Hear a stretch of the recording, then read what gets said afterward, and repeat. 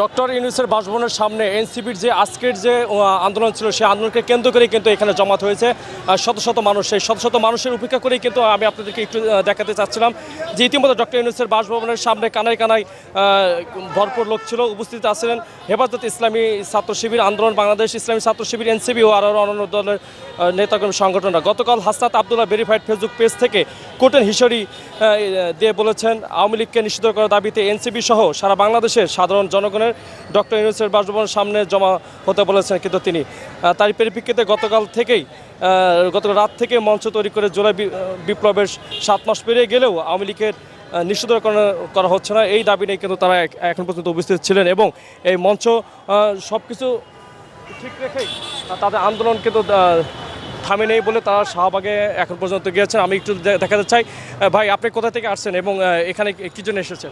আমি জাতীয় নাগরিক পার্টির সাভারের প্রতিনিধি, সাভার উপজেলার প্রতিনিধি। আপনারা জানেন গতকালকে রাত 10টায় আমাদের বৈষম্যবিরোধী ছাত্র আন্দোলনের একজন প্রথম আমাদের যে নেতা হাসনাত আবদুল্লাহ আমাদেরকে ডাকে আওয়ামী লীগ নিষিদ্ধের দাবিতে গতকালকে রাত্রে আমরা অবস্থান কর্মসূচি করি যমুনা প্রধান উপদেষ্টার যমুনা বাসভবনের সামনে। এবং গতকাল রাত থেকে আমাদের হাজার হাজার মানুষ যারা শুধুমাত্র আওয়ামী লীগের নিষিদ্ধের একটা মাত্র দাবির জন্য আজকে এখানে উপস্থিত হয়েছে। এবং আপনারা এটাও জানেন যে আমাদের ইন্টারিম গভর্নমেন্ট আওয়ামী লীগকে নিষিদ্ধ করার দাবিতে যেই গড়িমসি করছে সেই গড়িমসি আর আমরা মেনে নিব না। সেই জন্যই আমাদের এই অবস্থান কর্মসূচি। আমরা আজকে থেকে আমাদের শাহবাগ মোড় রাস্তায় ব্লকেট কর্মসূচি পালন করব। যতদিন না পর্যন্ত আওয়ামী লীগ এই বাংলার মাটিতে নিষিদ্ধ না হবে ততদিন পর্যন্ত আমরা রাস্তা ছাড়ব না। এবং আওয়ামী লীগকে নিষিদ্ধ করার জন্য 2000 শহীদ এবং 30,000 আহতই যথেষ্ট। আমরা এইটুকুর প্রমাণ নিয়েই আমাদের প্রধান উপদেষ্টা বলেছে বিভিন্ন নেতাকর্মী এবং বিভিন্ন দলের সাথে তারা কথা বলছে, কিন্তু তাকে আমরা বলতে চাই কোনো দলের নেতাদের সাথে কথা বললে চলবে না। আপনাকে কথা বলতে হবে আমাদের শহীদদের পরিবারের সাথে, যারা আহত হয়েছে তাদের পরিবারের সাথে, তাদের সাথে কথা বলেন এবং যত দ্রুত সম্ভব আওয়ামী লীগকে নিষিদ্ধ করতে হবে।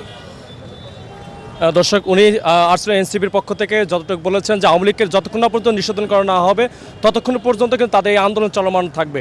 এবং আমি যদি আর একটু কথা বলতে চাই, ভাই আসলে আপনি কোথা থেকে এসেছেন? আসসালামু আলাইকুম, আমি পিজি হসপিটাল থেকে আইছি, এখানে ভর্তি আছি এখনো। পিজি হসপিটালে ভর্তি আছেন? আন্দোলন আহত। হ্যাঁ, আপনি কি জুলাই বিপ্লবে আহত? আমি সিলেটের।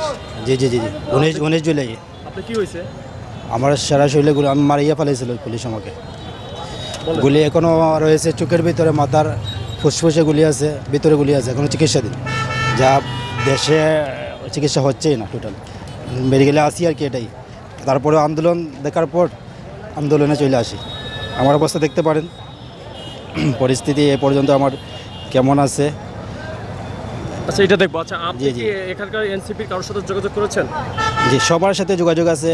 আমাদের আহত যারা আছে, আমরা দলমত নির্বিশেষে আহতরা ঐক্যবদ্ধ হয়ে কাজ করতেছি আমরা আওয়ামী লীগের পতনের জন্য।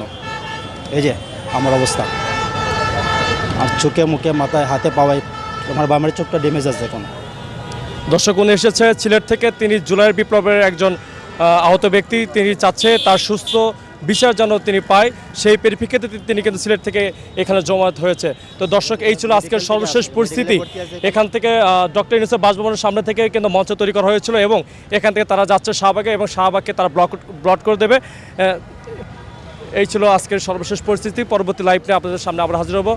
সবুর খান, চ্যানেল, ঢাকা।